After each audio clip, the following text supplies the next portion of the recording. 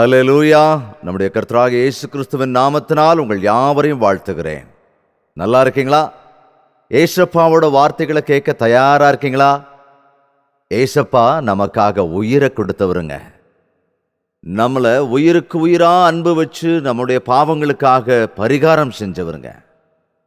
அவரு மரணம் அடைந்தவர் இல்லை, மரணத்தை ஜெயிச்சு நித்திய ஜீவனோடு இருக்கிறவர்.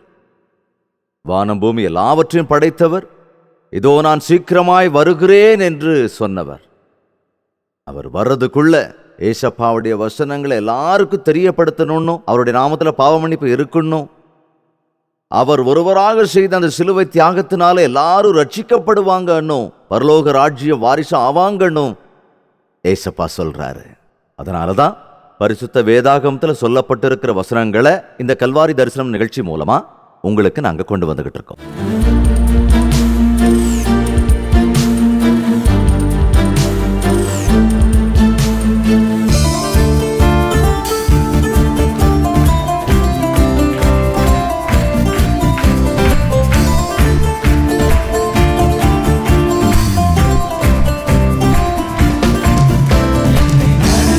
தேவன்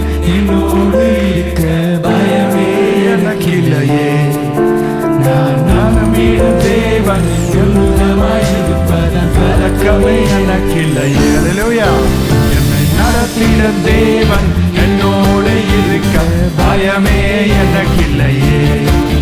நான் நம்பிடும் தேவன் என்னுடனாயிருப்பதன் கலக்கமே எனக்கில்லையே.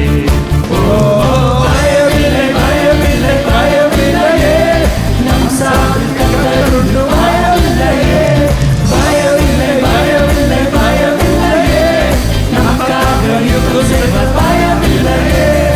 நடத்திடும் தேவன் என்னோடு இருக்க பயமே எனக்கில்லையே. ஹல்லேலூயா. நம்பிடும் தேவன் உருவமாயிருப்பதால் கலக்கமே எனக்கில்லையே.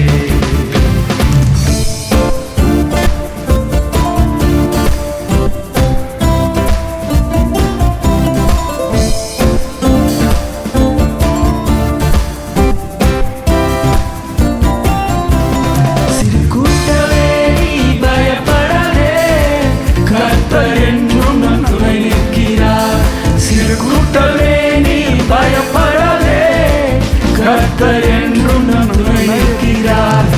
எதிரிகள் வெள்ளம் போல் எதிராக வந்தாலும் ஆவியானவர் குடியேற்றுவார். எதிரிகள் வெள்ளம் போல் எதிராக வந்தாலும் ஆவியானவர் குடியேற்றுவார். பயமில்லை பயமில்லை பயமில்லையே, நாம் சாதி கர்த்தருண்டு பயமில்லையே.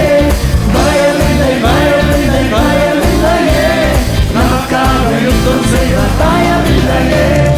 நடத்திடும் தேவன் என்னோடு இருக்க பயமே எனக்கில்லையே. நான் நம்பிடும் தேவன் இருப்பதால் கலக்கமே எனக்கில்லையே. இதோ கர்த்தருடைய பெருங்காற்றாகிய கொடிய புசல் புறப்பட்டது. அது கிரு கிரு கிரு கிரு கிரு கிரு கிருன்னு சுத்தி துன்மார்க்கருடைய தலையின் மேல் உக்கிரமாய் மோதும். என்ன சொல்லாரு பாருங்க, உக்கிரமாய் மோதும். அந்த வார்த்தை தாங்க என்ன மாத்துச்சு. எத்தனையோ தடவை எங்க அப்பா மாறினார், நான் மாறவே இல்லை. ஒரு நாள் நான் காலையில் சர்ச்சுக்கு போனேன், அன்னைக்கு மத்தியானம் மேட்னி ஷோவுக்கு போயிட்டேன். இப்படியே தான் 2 மாதம் ஆண்டவருக்கு ஆட்டம் காட்டிக்கிட்டே தான் இருந்தேன். வசனத்தை பற்றி எனக்கு அவ்வளோவா தெரியாது, வாசிக்க கேட்பேன். சினிமா பார்க்கறது, பாவம் செய்யறது இதெல்லாம் தப்பு பாவம் அப்படின்னு தெரிஞ்சதுக்கு அப்புறம் இன்னொரு 2 மாதம் மட்டும் என்னோட பாவத்தை கொஞ்சம் கண்டுக்காம என்னை விட்டுடுங்கன்னு நான் தேவனுக்கிட்ட ஆட்டம் காட்டிக்கிட்டே இருந்தேன். ஒரு நாள் சர்ச்சில் உட்கார்ந்து இருந்தப்போ பாஸ்டருக்கு சொல்றாரு, இதோ கர்த்தருடைய பெருங்காற்றாகிய கொடிய புசல் புறப்பட்டது. அது துன்மார்க்கருடைய தலையின் மேல் உக்கிரமாய் மோதும். அதை கேட்டோன்னு எனக்கு அப்படியே பயம் வந்துருச்சு. நேராக சினிமா தியேட்டருக்கு போயிட்டேன். போய் உட்கார்ந்துட்டாங்க. உட்கார்ந்ததும் கிரு கிரு கிரு கிருன்னு சுத்தி உக்கிரமாய் மோதும். எங்க பாஸ்டர் ஐயா சொன்ன பிரசங்கம் அங்க எனக்கு அப்படியே ஞாபகம் பாட்டு மாதிரி கேக்குது. கிரு கிரு கிருன்னு சுத்தி உக்கிரமாய் மோதும் துன்மார்க்கனுடைய தலையின் மேல. கிருகிருன்னு மோதி துர்கரமா மோதுமா. துன்மார்க்கனுடைய தலையில உக்கிரமாய் மோது. மேல பார்த்தா என் தலைக்கு மேல கரெக்டா ஃபேன் சுத்திக்கிட்டு இருக்குதுங்க. ஐயோ, ஒருவேளை இது என் தலை மேல வந்து மோதிருமோ? பயந்து போய் சரின்னு பக்கத்துல காலியா இருக்கிற சீட்ல போய் உட்காந்துட்டா அங்க போனாலும் அதே ஞாபகம் தான். கிருன்னு சுத்தி உக்கிரமாய் வந்து மோதும். அப்ப உடனே எனக்கு யோசனை வந்துருச்சு, ஒருவேளை அந்த ஃபேன் சுத்தும் போது நேரா கீழே விழுமா, இல்ல சுத்தி சுத்தி கொஞ்சம் தள்ளி இந்த பக்கம் வந்து விழுகுமா? யோசிச்சேங்க. அது என்ன சினிமா அங்க ஓடிட்டு இருக்கோ அதெல்லாம் எனக்கு புரியல. ஆனா அதை துன்மார்க்கம் தலைமையில உக்கிரமாய் வீசுங்கிறது மாத்திரம் என் மனசை விட்டு போகவில்லை. இன்டர்வெலோட வெளியே ஓடி வந்துட்டேன். அதுதான் என்னோட கடைசி சினிமா. அதுக்கப்புறம் தியேட்டருக்குள்ள கால் எடுத்து வைக்கல. 1977 இப்போ இல்லை அது. அந்த நாள்ல நான் வெளியே வந்தேங்க. தேவனுடைய கரத்தில் என்னை ஒப்படைச்சிட்டேன். எதுவும் வந்து இந்த தலையில உக்கிரமா மோதாம தேவனுடைய கோபம் என்னை விட்டு தாண்டி போனது. நானே போய் அவர் பாதத்தில் விழுந்து கதறி மனம் திரும்பின, மறுபிறப்படைந்தேன். அன்னையிலிருந்து இன்னைக்கு வரைக்கும் என்னுடைய ஆண்டவருக்காக மாத்திரம்தான் நான் வாழ்கிறேன். இந்த நேரத்தில் ஒரு தீர்மானம் எடுங்க. இந்த மாதிரி ஒரு அருமையான கூட்டத்துக்கு வந்தது ஏதோ பாட்டை கேட்டுட்டு இல்ல வசனத்தை கேட்டுட்டு போறதுக்காக இல்ல. என்னுடைய வாழ்க்கையில் ஒரு மாற்றம் வரணும். இன்னைக்கு ஒரு குடிகாரனா இருந்தா இதுதான் கடைசி நாள். இதுதான் உன்னுடைய பாவங்களுக்கு நீ குட் பை சொல்ல வேண்டிய கடைசி நாள். இதுக்கு மேல நான் போய் பாவம் செய்ய மாட்டேன் அப்படின்னு ஒரு தீர்மானம் எடுத்தவங்களா இந்த இடத்தை விட்டு நாம போக போறோம். தேவனுக்கு ஸ்தோத்திரம். அப்போஸ்தலருடைய நடபடிகளிலே இயேசு கிறிஸ்து மரித்து உயிர்த்தெழுந்ததற்கு பிறகு நடந்த பரிசுத்த ஆவியானவர் செய்த கிரியைகளை, பரிசுத்த ஆவியானவரால் நடத்தப்பட்ட அற்புத காரியங்களை, குணப்படுத்தியவைகளையும், மிக முக்கியமாக மறுஜென்மம் அனுபவத்தையும், பரிசுத்த ஆவியானவருடைய அபிஷேகத்தையும், தேவனுடைய ஆவிக்குரிய காரியங்களையும், எதன் காரணமாக இயேசு கிறிஸ்து சிலுவையிலே உயிரை விட்டு மறுபடியும் உயிர்த்தெழுந்திருக்கிறாரோ அந்த காரியங்கள் நிறைவேறுவதற்காக பரிசுத்த ஆவியானவர் செய்த கிரியைகளை தியானிக்கிறோம். 16வது இங்கே அதிகாரத்திலே பார்க்கிறோம். ஆசியாவிலே வசனத்தை சொல்லாதபடிக்கு பரிசுத்த ஆவியினாலே தடை பண்ணப்பட்டு அவர்கள் பிரிகியா கலாத்தியா நாடுகளை கடந்து போய் மீசியா தேசம் மட்டும் வந்து பித்தினியா நாட்டுக்கு போக பிரயத்தனம் பண்ணினார்கள். ஆவியானவரோ அவர்களை போக விட்டாதிருந்தார். அப்பொழுது அவர்கள் மீசியா பக்கமாய் போய் துரோவாவிற்கு வந்தார்கள். அங்கே ராத்திரியிலே பவுலுக்கு ஒரு தரிசனம் உண்டாயிற்று. அது என்னவெனில், மக்கதோனியா தேசத்தான் ஒருவன் வந்து நின்று, நீர் மக்கதோனியாவுக்கு வந்து எங்களுக்கு உதவி செய்ய வேண்டும் என்று தன்னை வேண்டிக் கொண்டதாக இருந்தது. ஊர் எப்படி இருக்குன்னு நினைக்கிறீங்க? அந்த ஊரை நீங்க மேப்ல பாத்தீங்கன்னா தெரியும். ஒவ்வொரு முறையும் எங்கள் மாதிரி தேவ ஊழியர்கள் இந்த மாதிரி மீட்டிங் வைக்க நினைக்கும் போது எந்த ஊர்ல மக்கள் அதிகம் வருவாங்க, எந்த ஊர்ல பணம் அதிகம் கிடைக்கும், எந்த ஊர்ல எல்லா வசதியும் சுலபமா கிடைக்கும், சாதாரணமா கிடைக்கும் அப்படிங்கறதெல்லாம் யோசிக்க மாட்டோம். எங்க மீட்டிங் வைக்கணும்னு ஆண்டவருடைய சித்தத்தை அறிந்து கொள்வதற்காக 6 மாசத்துக்கு முன்னாலே ஜெபிக்க ஆரம்பிச்சிருவோம். அப்படி ஜெபிக்கும் போது சில ஊர்களின் பெயரை எழுதி வைத்துக் கொள்ளுவோம். ஆண்டவரே, இந்த ஊர்களின் மீது எங்களுக்கு பாரம் அதிகமாக இருக்கிறது, உம்முடைய சித்தப்படி நீங்க நடத்துங்க அப்படின்னு நாங்க சொல்லும் போதுதான் தேவன் காட்டும் இடங்களுக்கு நாங்கள் பிரயாணம் மேற்கொள்ளுவோம். இந்த மீட்டிங் நடக்கிறது கூட நேற்று இன்னைக்கோ முடிவு பண்ணது இல்லை. ஏறக்குறைய 6 மாசத்துக்கு முன்னால ஜெபிச்சதுனால தான் இன்னைக்கு இங்க வந்திருக்கோம். அந்த நாட்களிலே தேவனுடைய சித்தத்தை தெரிஞ்சுக்கிறது, தேவனுடைய சித்தத்தை அறிந்து தேவனுடைய சித்தத்தின்படியே ஊழியம் செய்வது என்பது மிக மிக முக்கியமான விஷயம். இன்றும் ஊழியம் செய்வதற்கு பலருக்கு ஆர்வம் இருக்கிறது. நான் சில ஊழியம் செய்யணும்னு விருப்பப்பட்டவங்க கிட்ட நான் கேட்டிருக்கேன், ஊழியம்னா என்னங்க? ஊழியம்னா பிரசங்கம் பண்றதோ, ஊழியம்னா டிவி ப்ரோக்ராம் கொடுக்கறதோ, ஊழியம்னா சர்ச்சு கட்டுறதோ அப்படின்னு தான் இன்னைக்கு பல பேர் நினைச்சுக்கிட்டு இருக்கிறாங்க. ஆனா எங்க கட்டணும், எப்ப கட்டணும், என்ன ஊழியம் செய்யணும், எங்க செய்யணும், தேவனுடைய ஆசீர்வாதமும் கருணையும் ஒன்னா சேர்ந்து நடக்கும்படியா தேவனுடைய சித்தத்தை தெரிஞ்சுக்கணும். இங்க இருக்கிற விசுவாசிகள் எல்லாரும் உங்களுடைய வாழ்க்கையில தேவ சித்தத்தின்படி நடக்க கற்றுக்கொண்டிருக்கிறீர்களா? உங்க இஷ்டப்படி இல்லாம தேவனுடைய சித்தப்படி நீங்க செய்யறதுக்கு தயாரா இருக்கீங்களா?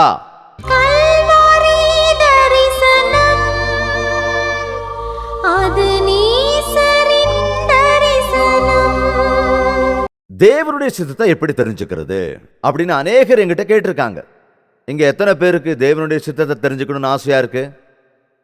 உங்க திருமண விஷயத்துல, வீடு கட்டுற விஷயத்துல, வேலை விஷயத்துல, இப்ப பாஸ் ஆனவங்க கெரியர்ல +2 முடிச்சவங்க டாக்டருக்கு படிக்கணுமா, இன்ஜினியருக்கு படிக்கணுமா, IAS ஆஃபீஸர் ஆகணுமா, IT படிக்கணுமா, ITI படிக்கணுமா, என்ன படிக்கணும், எந்த ஊர்ல படிக்கணும், எங்க போறது, சைனாவுக்கு போலாமா, இந்தியாவில் படிக்கலாமா, எங்க அப்படின்னு எத்தனை பேரு தேவனுடைய சித்தத்தை அறிந்து செய்திருக்கீங்க? இந்த மாதிரி விஷயங்களை தேவனுடைய சித்தத்தை தெரிஞ்சுக்க ஆசையா இருக்க அப்படின்னு சொல்றவங்க மாத்திரம் உங்க கையை தூக்கி காட்டுங்க பார்க்கலாம்.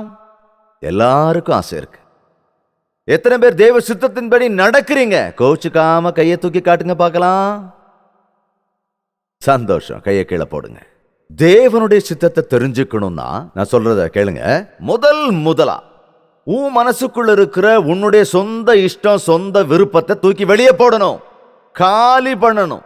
நீ ஏதாவது ஒண்ணு நினைச்சுக்கிட்டு ஆண்டவரே எனக்கு அது வேணும், இல்லைன்னா இது வேணும், அது வேணும், இல்லைன்னா இது வேணும் அப்படி கேட்டுக்கிட்டு இருக்காத. அப்ப உனக்கு தேவ சித்தம் தெரியாது. முதல்ல உன் மனசை காலி செய். ரெண்டாவது, தேவனுடைய சித்தத்தை தெரிந்து கொள்ள வேண்டும் என்று நினைக்கிறவங்க, தேவன் சொன்னா அவர் என்ன சொன்னாலும் அதை செய்வேன், தேவனுடைய சித்தம் இதுதான் அப்படின்னு அவர் எனக்கு தெளிவா காட்டுனா, எவ்வளவு கஷ்டமா இருந்தாலும் அது எவ்வளவு நஷ்டமா இருந்தாலும் அது தேவனுடைய சித்தமா இருந்தா நான் செஞ்சே தீருவேன் அப்படின்னு தீர்மானம் எடுத்தவங்களுக்கு தான் தேவன் தன் சித்தத்தை காட்டுவார். தேவனே சித்தத்தை சொல்லுங்க. ஓ இதுதானா, இது உன்னால முடியாதுன்னு அவருக்கு தெரியும், அதனாலதான் அவர் உங்ககிட்ட சொல்லல. இது என்னால முடியாதே. தேவன் தன்னுடைய சித்தத்தை சொன்னா நமக்கு ஓகேவா இருந்தா அது ஓகே, அப்படி இல்லைன்னு சொன்னா உடனே என்ன சொல்லுவோம்? No no. அப்படின்னெல்லாம் நீ சொன்னா தேவன் தன்னுடைய சித்தத்தை காட்ட மாட்டாருங்க. தேவனுடைய சித்தம் எதுவா இருந்தாலும் அதை நான் செய்வேன் அப்படின்னா தான் தேவனுடைய சித்தத்தை நீ அறிந்து கொள்ள முடியும். மூணாவதா, தேவனுடைய சித்தத்தை அறிந்து கொள்ள விரும்புகிறவர்கள் தைரியமா இருக்கணும், பயமுறுத்துறவங்களா இருக்கக்கூடாது. சில நேரம் சில பிரதர்ஸ் வந்து என்கிட்ட சொல்லுவாங்க, அண்ணா அண்ணா அண்ணா அண்ணா அண்ணா அது இருக்குது சொல்லுங்கண்ணா. பாஸ்ட்னு சொல்ல மாட்டாங்க, நிறைய பேர் எங்கண்ணே பாஸ்ட்னு சொல்ல மாட்டாங்க. 60 வயசு 65 வயசு 75 வயசு 80 வயசு பெரியவங்களுக்கு கூட நான் அண்ணன் தான். அதே மாதிரி பிறந்து 2 வருஷம் ஆன குழந்தைக்கு கூட நான் அண்ணன் தான். அதான் அண்ணன் தான், அண்ணா அண்ணா அண்ணான்னு சொல்லணும் என்கிட்ட வந்து. ரொம்ப சந்தோஷமா இருக்கும். அதாவது நான் அந்த இடத்துல 2-3 ஜென்ரேஷன் நான் சென்னையில் அங்கே இருந்து நான் பிரசங்கம் பண்ணி ஊழியம் பண்ணிக்கிட்டு இருக்கிறதுனால அந்த தெரிந்த குடும்பங்கள் இருக்கிறவங்க என்ன அண்ணான்னு தான் சொல்லுவாங்க. அந்த குடும்ப உறவில் நாங்கள் இருக்கிறோம். அது எனக்கு ரொம்ப சந்தோஷம். அந்த பிள்ளைகளுடைய பிள்ளைகள் தான் இன்னைக்கு பெரியவங்களாகி இந்த இடங்களில் வீடியோ எடுக்கிறாங்க. இவங்க தாய் தகப்பனுக்காக நாங்கள் கண்ணீர் விட்டு ஜெபிச்சிருக்கோம், இவங்க பிள்ளைகளுக்காகவும் நாங்கள் கண்ணீர் விட்டு ஜெபிச்சிருக்கோம். அதனால தான் இன்னைக்கு இந்த பிள்ளைகள் விசுவாசம் உள்ளவர்களா வளர்ந்து தேவனுக்கு தங்களை ஒப்படைச்சிருக்கிறதுனால இந்த மாதிரி நிகழ்ச்சிகளை எங்களால் செய்ய முடியுது. அநேகர் என்கிட்ட சொல்லியிருக்காங்க, அண்ணா நாங்கள் ஒரு வீடு வாங்கலாம்னு நினைக்கிறோம், நல்ல ஆஃபர் வந்திருக்குன்னா உடனே சொல்லுங்கண்ணா, தேவனுடைய சித்தமா இல்லையான்னு கொஞ்சம் கேட்டு சொல்லுங்க, ரொம்ப அர்ஜென்ட்னா தேவனுடைய சித்தத்தை கேட்டு சொல்லுங்க. அவங்க வெளியே காத்துக்கிட்டு இருக்காங்க, அவங்ககிட்ட சொல்லணும் தேவனுடைய சித்தம் என்னன்னு தெரிஞ்சுக்கணும், சொல்லுங்கண்ணா ப்ளீஸ், தேவனுடைய சித்தம் என்னன்னு கேட்டு சொல்லுங்கண்ணா. அவசரமா சொல்ல முடியாதுயா. தேவனுடைய சித்தத்தை அவ்வளவு சீக்கிரம் அறிஞ்சுக்கிற விஷயம் இல்ல. தேவனுடைய பாதத்துல வச்சு பிரார்த்தனை செஞ்சு காத்திருந்து தேவன் சொல்லும் போது செய்ய நீ தயாரா இருந்தா மட்டும்தான் தேவனுடைய சித்தத்தை நீ செய்ய முடியும். அவசரப்படுறவங்க எப்போதும் பாருங்க கன்ஃபியூஷன்லயே தான் இருப்பாங்க. எப்போதும் எதையும் அவசரமா எடுக்கவே கூடாதுங்க. படபடன்னு போய் எந்த டிசிஷன் எடுக்க கூடாது. எங்க சபையில ஒரு சட்டம் வச்சிருக்கோம், எந்த ஒரு விசுவாசியும் ஈவன் நானா இருந்தா கூட ஏதாவது ஒரு ஊருக்கு போறதா இருந்தாலும், மீட்டிங் போறதா இருந்தாலும், டிவி தொடங்குறதா இருந்தாலும், டிவி நிகழ்ச்சி மூடுறதா இருந்தாலும், எதா இருந்தாலும், ஒரு பொருள் வாங்குறதா இருந்தாலும், சபைக்கு எந்த காரியமா இருந்தாலும் சரி, ஜெபத்துல உபவாச ஜெபத்துல வச்சு பிரார்த்தனை செஞ்சு எல்லாரும் சேர்ந்து ஒன்னா பிரார்த்தனை செய்யாம எந்த டிசிஷனும் நாங்க எடுக்கவே மாட்டோம். அதனாலதான் தேவனுடைய சித்தப்படி தேவனுடைய கிருபையால இது நிரந்தரமா இருக்கு. தேவனுடைய சித்தப்படி செய்யறவன் நிரந்தரமா இருப்பான். தேவனுடைய சித்தப்படி செய்யறதுல சில கஷ்டங்கள் இருக்கத்தான் செய்யும், போராட்டங்கள் இருக்கும். ஆனா தேவனுடைய சித்தப்படி செய்யறதுனால பலன் கிடைக்கும், ஆசீர்வாதமா இருப்போம், பலவிதமான ஆசீர்வாதங்களை பெற்றுக்கொள்ள முடியும். எப்போதும் தேவனுடைய சித்தம் நீ செய்யறியோ, ஒரு பேப்பர் எடுத்து ஒரு பெரிய லிஸ்ட் எழுதி வச்சுக்கிட்டு, ஆண்டவரே நான் இப்படி செய்யலாம்னு நினைக்கிறேன், அப்படி செய்யலாம்னு நினைக்கிறேன், இதையெல்லாம் நடத்தி வைங்க தகப்பனே, இது உங்க சித்தம்னு நினைக்கிறேன், இதுதான் உங்க சித்தம்னு நினைக்கிறேன் அப்படின்னு நீ பேப்பர்ல எழுதி தேவனே நீங்க ஒரு ரப்பர் ஸ்டாம்பை போட்டு கிராண்டட்னு சொல்லுங்கப்பா அப்படின்னா தேவ சித்தத்தை தெரிஞ்சுக்க முடியாதுங்க. சில பேர் ஆண்டவருக்கு ஆப்ஷன் கொடுப்பாங்க, ஆண்டவரே சென்னைக்கு போகட்டுமா இல்ல மதுரைக்கு போகட்டுமா, நீங்க எங்க போக சொல்லுவீங்களா அங்க போறேன்ப்பா, சென்னையா மதுரையா, நீங்க எங்க சொன்னாலும் அங்க போறேன்ப்பா, சென்னையா மதுரையா, அங்கேயா இங்க எங்க போய் சொன்னாலும் போறேன்னு சொல்றேன், எதுக்கு சென்னையா மதுரையான 2 ஆப்ஷன் கொடுக்குறேன், வேற இடத்துக்கு போறது இல்ல. எப்படிங்க நம்ம இந்த சின்ன பிள்ளைங்கிட்ட 2 பேர்ல காட்டி ஒன்ல தொடு அப்படின்னு நம்ம சொல்லுவோம் இல்லைங்களா, அந்த மாதிரி ஆண்டவருக்கு ஆப்ஷன் கொடுக்குறது அவர் சித்தத்தை தெரிஞ்சுக்கிறதுக்காக. அது இல்லைங்க, நீ ஒரு காலி பேப்பர் எடுத்துக்கிட்டு போய் ஆண்டவரே உம்முடைய சித்தம் என்ன, என்னுடைய வாழ்க்கையில உம்முடைய பிரமாணத்தில் என்னுடைய வாழ்க்கையின் அடிப்படை என்ன, என்னுடைய வாழ்க்கையில் உம்முடைய உத்தேசம் என்ன, எனக்கு தெளிவா எழுதி கொடுங்க ராஜா, உம்முடைய சித்தம் செய்ய தயாரா இருக்கேன், நீங்க என்ன சொன்னாலும் நான் செய்யறேன், என் வாழ்க்கையை ஒப்பு கொடுக்கிறேன்னு சொல்லுங்க. இப்படி யார் தன்னை ஒப்படைக்கிறாங்களோ அவங்களுக்கு தான் தேவன் தம்முடைய சித்தத்தை வெளிப்படுத்துவார். நீங்க தேவனுடைய சித்தத்தை தெரிஞ்சுக்க முடியாதவங்களா இருக்கீங்கன்னா நீங்க தேவனிடத்துல முழுமையா உங்களை ஒப்படைக்கலன்னு தான் அர்த்தம். அன்றைய நாட்களிலே பவுல் சீஷர்கள் ஒரு ஊழியத்துக்கு போகணும்னு நினைக்கும் போது பரிசுத்த ஆவியானவர் ஆசியாவுக்கு போக வேண்டாம்னு சொல்றாரு, தடை பண்ணிட்டாராம். சரி, அங்கிருந்து இன்னொரு ஊருக்கு போயிட்டே இருக்காங்க. அப்படி ஒரு ஊருக்கு போய் சேர்ந்த போது அந்த இடத்துல ராத்திரி ஒரு தரிசனம் கிடைக்குது. மக்கதோனியாவிலிருந்து ஒரு ஆள் வந்து எங்க ஊருக்கு வந்து தேவ செய்தி சொல்லுங்க, எங்களுக்கு வந்து உதவி செய்யுங்க அப்படின்னு ராத்திரியில வந்து தரிசனத்துல சொன்னாரா. அதே போல இந்த நாளிலும் இந்த ராத்திரி நேரத்துல தரிசனம் மூலமா தேவன் பேச போகிறார். ஆனா கனவுக்கும் தரிசனத்துக்கு வித்தியாசம் இருக்கு. நீங்க எதையாவது ரொம்ப யோசிச்சுட்டே படுத்திருந்தீங்கன்னா உங்க கடுமையான அந்த வேலை பழுவுனால கனவுல வரமாட்டாருங்க. அதை நல்லா புரிஞ்சுக்கணும். நீ அதிகமா எதை நினைச்சுக்கிட்டு இருக்கியோ அதுதான் உன்னுடைய கனவுல வரும். நீ பணம் பணம் பணம் பணம் பணம் பணம்னு பணம் கொடுங்க ஆண்டவரே பணம் கொடுங்கன்னு சொன்னீங்கன்னா ஏசப்பா பணம் கொடுங்கப்பா ஆமேன் அப்படின்னு படுத்தீங்கன்னு வச்சுங்க, நீ தூங்கும் போது உன்னுடைய கனவுல கட்டு கட்டு கட்டு கட்டு கட்டா பணம் வரும். ஐயா ஏசப்பா தரிசனம் காட்டிட்டாரு, ஐயோ கட்டு கட்டா பணத்தை பார்த்துட்டு ஏசப்பா காட்டினார்னு நினைப்பானா, அது ஏசப்பா காட்டல. உன் சிந்தையில திரும்ப திரும்ப நினைக்கிற அந்த யோசனை தான் கனவா வருது. ஏசப்பா உனக்கு தரிசனம் காட்டினா அது தேவனுடைய வசனத்தோடு ஒத்து போவதாக இருக்கும். நல்லா புரிஞ்சுக்கணும். நான் ஏற்கனவே இந்த காரியத்தை சொல்லியிருக்கேன் நினைக்கிறேன். அவர் ஊர்ல ஒரு ஆலயம் கட்டணும் அப்படி நாம் நினைக்கும் போது அது தேவனுடைய சித்தமா இல்லையான்னு தெரிஞ்சுக்கணும். அதுக்காக பாஸ்டர் எல்லாரும் சேர்ந்து ஜெபிக்க ஆரம்பிச்சப்போ திடீர்னு ஒரு சகோதரி எங்கிருந்தோ வந்து சொன்னாங்க, எனக்கு தேவன் தரிசனத்தை காமிச்சாரு, நான் தேவனுடைய சித்தத்தை சொல்றேன்னு சொல்லி ஆண்டவரே தேவகுமாரனே அப்படின்னு பாதியில நிறுத்திட்டு திரும்ப சொல்ல ஆரம்பிச்சாங்க. ஓ தேவகுமாரனே உங்களுடைய சித்தத்தை எனக்கு காட்டினீர், தரிசனத்தை காட்டி நான் சொல்ல போறேன். நீ எரிகோல கட்டின மாதிரி இங்க கட்டுவ, தேவன் உனக்கு துணையா இருப்பாரு, கட்டு அப்படின்னு சொல்லிச்சு. உடனே ஆண்டவர் கட்ட சொல்லிட்டாரு. எல்லாரும் சந்தோஷப்பட்டாங்க, அல்லேலூயா அல்லேலூயான்னு. ஆனா மீட்டிங் முடிஞ்சதுக்கு அப்புறம் நான் பைக்ல வீட்டுக்கு போயிட்டு இருக்கேன். அப்படி நான் போய்கிட்டு இருக்கும்போது எரிகோ கோட்டை மாதிரி கோயில கட்ட சொல்லுது அந்த அம்மா. இது என்னது? எரிகோ கட்டின மாதிரி கட்ட சொல்லுது, அது எப்படி? பைபிள் என்ன சொல்லுது தெரியுமாங்க? எரிகோவை கற்றவன் சபிக்கப்பட்டவன். கட்ட ஆரம்பிச்சா பெரிய பிள்ளை செத்து போயிடுவான். இது கட்டக்கூடாதுன்னு இருக்கு. எரிகோ கட்டின மாதிரி கட்டுன்னு சொல்லுதே, தேவன் உனக்கு துணையா இருப்பார் வேற சொல்லுது அந்த அம்மா. இது தேவ தரிசனமா இந்த அம்மா தரிசனமா? என்ன இது? வசனத்தை படிச்சிருந்தோம்னா ஒரு தரிசனத்தை பத்தியோ ஒரு பிரசங்கத்தை பத்தியோ யாராவது விளக்குனா அது தேவ வார்த்தையோடு இணைந்திருக்குமானால் அது தேவ சித்தப்படி வந்தது. வாக்கியத்துக்கு விரோதமா இருந்தா அது தேவனுக்கு விரோதமாய் வந்தது. இந்த அநேகர் இப்படித்தான் மோசம் போயிடுறாங்க. ஆனா எதுக்கு அந்த அவ்வளவு ஆர்வம் எனக்கு தெரியல. அநேக விசுவாசிகள் சொல்றவங்க இன்னைக்கு பாஸ்டர் கிட்ட போய் எங்களுக்கு பிரார்த்தனை பண்ணுங்க ஐயா, எங்களுக்கு நல்லது நடக்கணும், நல்லது நடக்குதா கெட்டது நடக்குதான்னு கொஞ்சம் பிரார்த்தனை பண்ணி சொல்லுங்க. நான் எப்படிமா சொல்ல முடியும்? நான் என்ன தேவனா? உன்னை குறித்து எல்லாம் தேவன் கையில் இருக்கிறது, அவர்கிட்ட கேளு அப்படி நான் கட்டாயமா சொல்லிடுவேன்.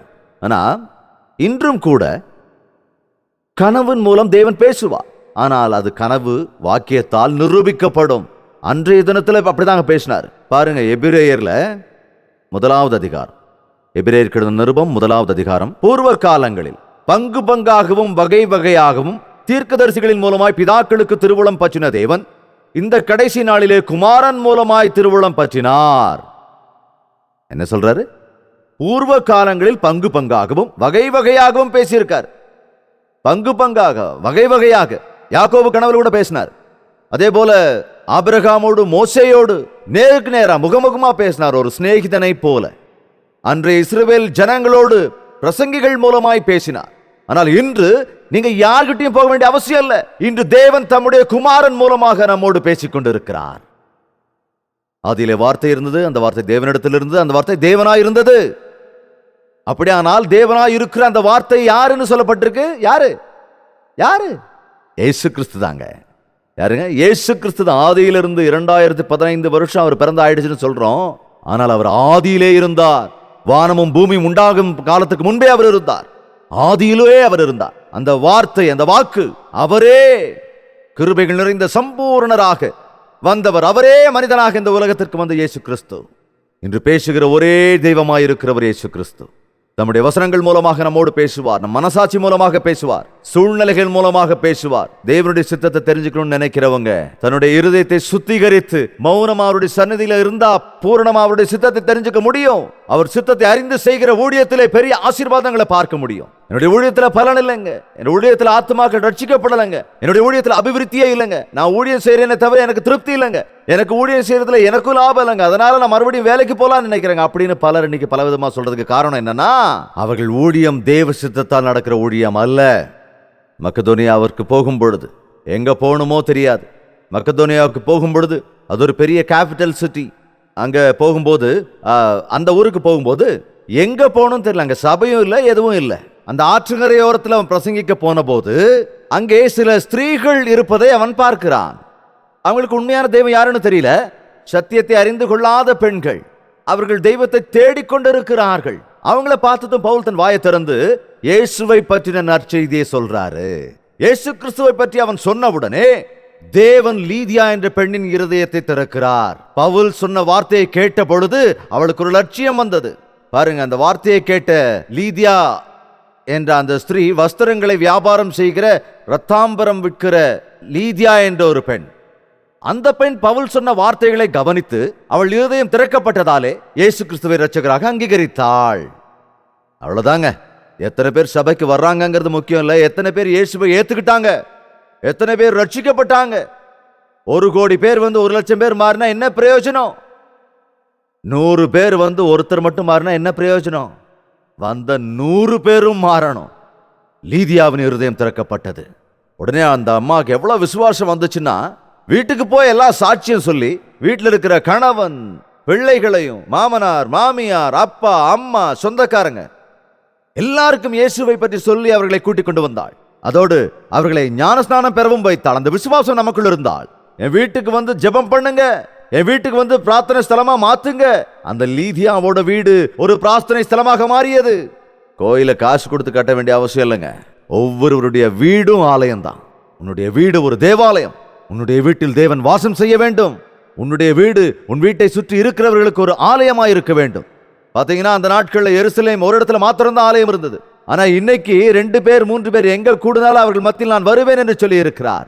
நீ ரட்சிக்கப்பட்ட ஒரு விசுவாசியா இருந்தா உன்னுடைய வீடு ஒரு பிரார்த்தனை ஸ்தலமா மாறணும். உன்னுடைய வீடு ஒரு தேவாலயமா மாறணும்னு தேவன் ஆசைப்படுகிறார். உங்க வீட்டுல குடும்ப ஜெபம் இருக்கா? எத்தனை பேர் வீட்டுல குடும்ப ஜெபம் பண்றீங்க? எத்தனை பேர் இங்க குடும்பமா வந்திருக்கீங்க? நிறைய பேர். சந்தோஷம்.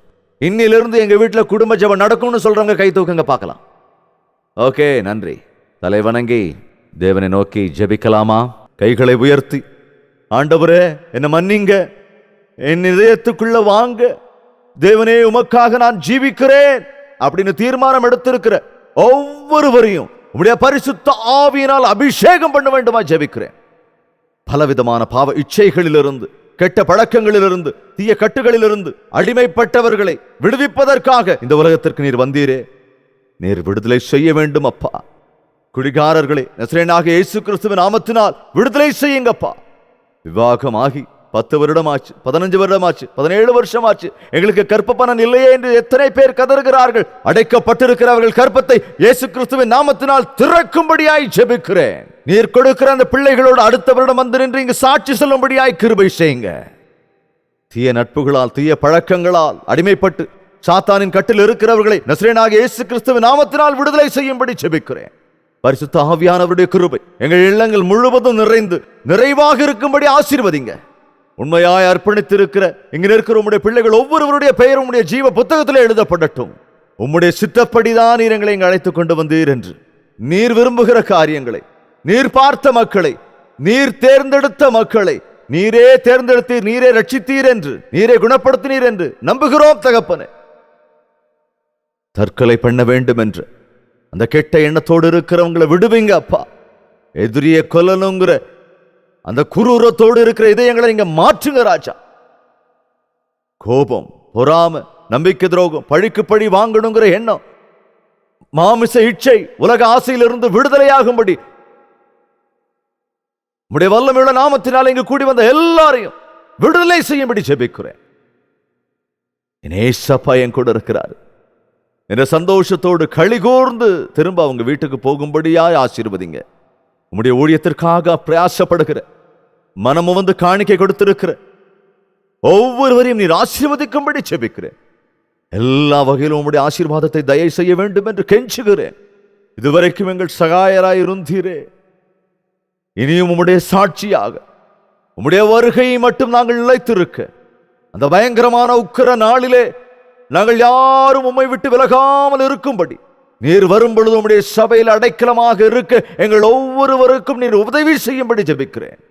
உம்முடைய வருகை தாமதமானால் உம்முடைய சித்தப்படி இதே இடத்தில் நாங்கள் மறுபடியும் சந்திக்கும்படி, அதே போல் உம்முடைய ராஜ்யத்தில் யுக யுகமாய் உம்முடைய ராஜ்யத்தை நாங்கள் எல்லோரும் நீடித்திருக்கிற அந்த ஆசீர்வாதத்தை அருளும்படியாக நசரேயனாகிய இயேசு கிறிஸ்துவின் நாமத்தில் ஜெபிக்கிறேன் பிதாவே, ஆமென்.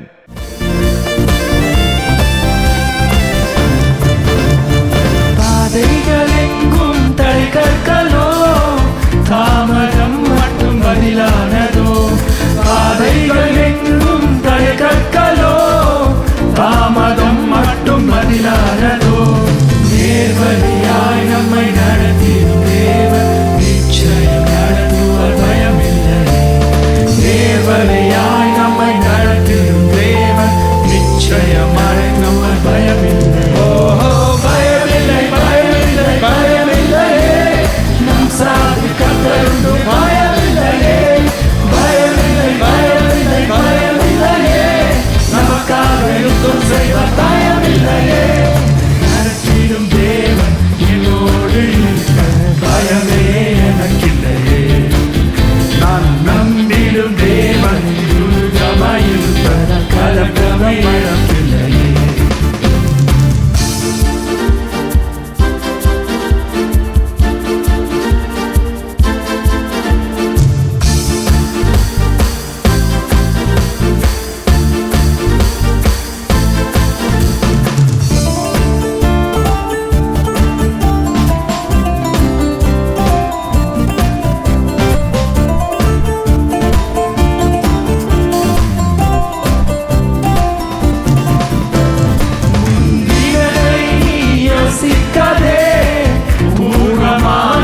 சிந்திக்காதே, முந்தினதை நீ யோசிக்காதே.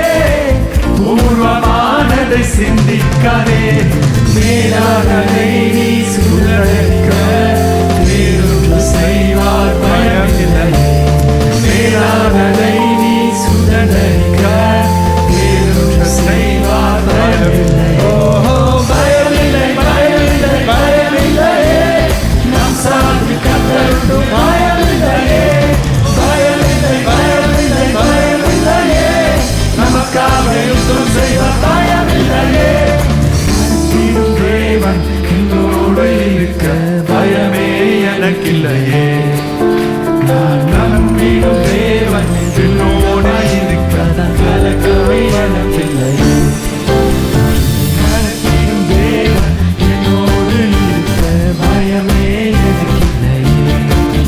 நான் நம்பிடும் தேவன் துர்கமாயிருப்பதால் கலக்கமே எனக்கில்லையே.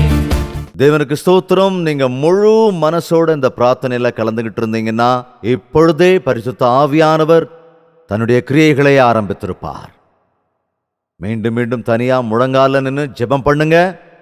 தேவனே, உம்முடைய சித்தத்தை நான் தெரிந்து கொள்ள வேண்டும். என்னுடைய வாழ்க்கை, என்னுடைய பிள்ளைகளோட வாழ்க்கை, என்னுடைய சந்ததி எல்லாரும் உம்முடைய சித்தத்தின்படி நான் வாழ வேண்டும் என்று சொல்லி தேவனிடத்துல நீங்க உங்களை ஒப்பு கொடுத்தீங்கன்னா ஒரு புது வாழ்க்கையை நீங்க அனுபவிப்பீங்க. உங்களுக்காக நாங்களும் பிரார்த்தனை செய்ய தயாரா இருக்கோம். ஒரு டெலிஃபோன் பண்ணுங்க அல்லது கடிதம் எழுதுங்க. இமெயில் மூலமாவோ SMS மூலமாவோ கூட உங்க ஜெப தேவைகளை எங்களுக்கு தெரிவிக்கலாம். உங்களுக்காக தேவனுடைய பாதத்தில் அமர்ந்து எப்போதும் ஜெபிக்க நாங்கள் தயாரா இருக்கோம். நீங்களும் தொடர்ந்து ஜெபிங்க. தேவன் உங்க வாழ்க்கையில பெரிய அற்புதங்களை செய்வார். எவ்வளவோ பாரத்தோட நடந்துட்டு இருக்கிற இந்த நிகழ்ச்சியில உங்களோட பங்கு இருக்கின்றதையும் நான் சொல்ல வேண்டிய அவசியம் இல்லை. இந்த நிகழ்ச்சியின் மூலமா நீங்க உண்மையா மேன்மை அடைந்திருந்தால் இந்த நிகழ்ச்சியை வளர்ச்சி அடைய வேண்டிய பொறுப்பு உங்களுக்கு இருக்கிறதால தேவன் உங்களுக்கு ஆணையிட்டு இருந்தால் உங்கள் காணிக்கையும் நன்கொடைகளையும் ஆன்லைன் மூலமாவோ டிடியாவோ எங்களுக்கு அனுப்புங்க. நீங்க அனுப்புற காணிக்கைகளை நாங்க நம்பிக்கையான வழியில பயன்படுத்துறோம். பல மடங்கு நன்மைகள் உங்களுக்கு வந்து சேரணும்னு நாங்க தேவனோட சன்னதியில பிரார்த்திக்கிறோம். தேவனுக்கு சித்தமானால் மறுபடியும் சந்திக்கலாம். அது வரைக்கும் தேவனுடைய மகா கிருபை உங்களுக்கு துணையாயிருப்பதாக. உங்கள் தேவைகள் எல்லாவற்றையும் நீங்கள் எழுத வேண்டிய முகவரி ஜெய்பால் ஃபவுண்டேஷன்ஸ், இலக்கம் 29, new colony road, Velachery, Chennai 6,42,00,000.